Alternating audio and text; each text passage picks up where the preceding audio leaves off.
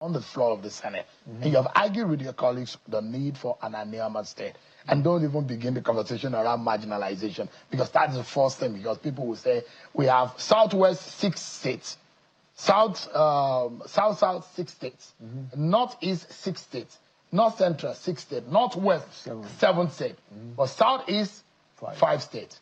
Is that part of the agenda to fix the Southeast that seems to be smaller in terms of the number of states, or what? Well, almost just over a year ago, I had a meeting with the President Bola Ahmed Tinubu, where I discussed about the problems of Southeast, the insecurity in Southeast. You know, what do we do to address it? And he knows the problems, and he also has an idea.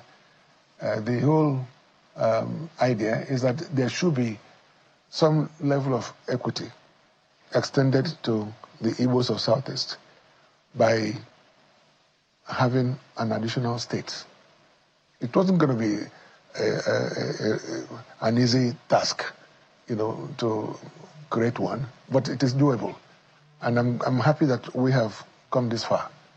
The point is this: even at that time, it was understood that the problems of Southeast, the agitations of the youths of Southeast, the killings there, the referring to the ESN groups and ESN and IPOB and the rest of them. These are young people who have come up to say that they are fighting for freedom because they are marginalized. And one of the areas that they've all spoken about and against is the fact that they are the only zone. Southeast is the only zone in Nigeria that has 5 states. Why is that? Why was it done intentionally to undermine them? Of course, yes. And from engaging those youths, it became so obvious that if a step is taken in creating one state, just one state, to bring it apart with 5 other zones, let's leave Northwest out of this now, at least bring it apart to the 4 other zones, then something would have been done for them. You know, yes, they are clamoring for different things, but I mean, not least, of course, the release of Nnamdi Kanu. They're asking for it. We know that that is something that has to be done. You know, you would just say Nnamdi Kanu to be oh yes, yeah, of course. Why do you think so? Nnamdi Kanu has been in custody for some time now. I believe that he has been held unjustly. Many people feel that way. As a lawyer, do you think so? Oh yes, yes. That the judicial process is unjust? Yes. Yeah, no, it has been. There's a lot of delays in prosecuting him and all that. If you want to get him tried and convicted, get on with it, you know. But this is a guy who has been held unjustly, as I said, you know, for so many months. And the Buhari government started I'm not talking about this government. Trial. No, so the point I'm even making now... I'm talking about the previous government under Buhari. When it's facing a judicial process right now. Yes. Saying it's unjust because the argument is that there should be a political solution, maybe a null prosecution.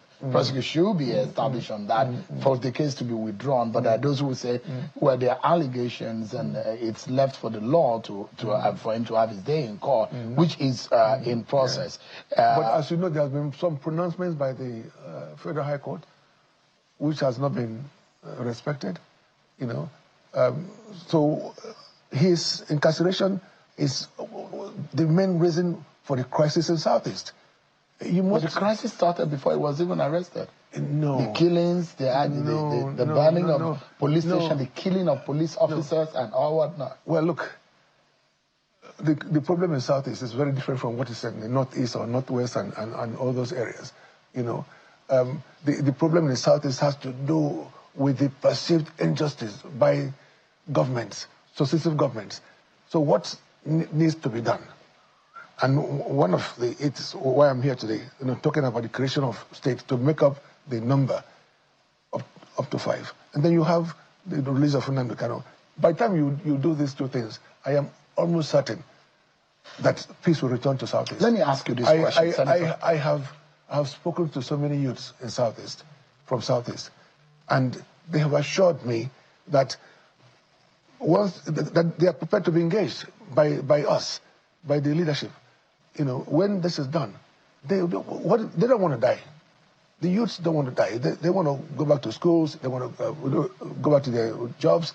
All they want is some level of respect and acknowledgement by the nation, by the government of Nigeria. I want to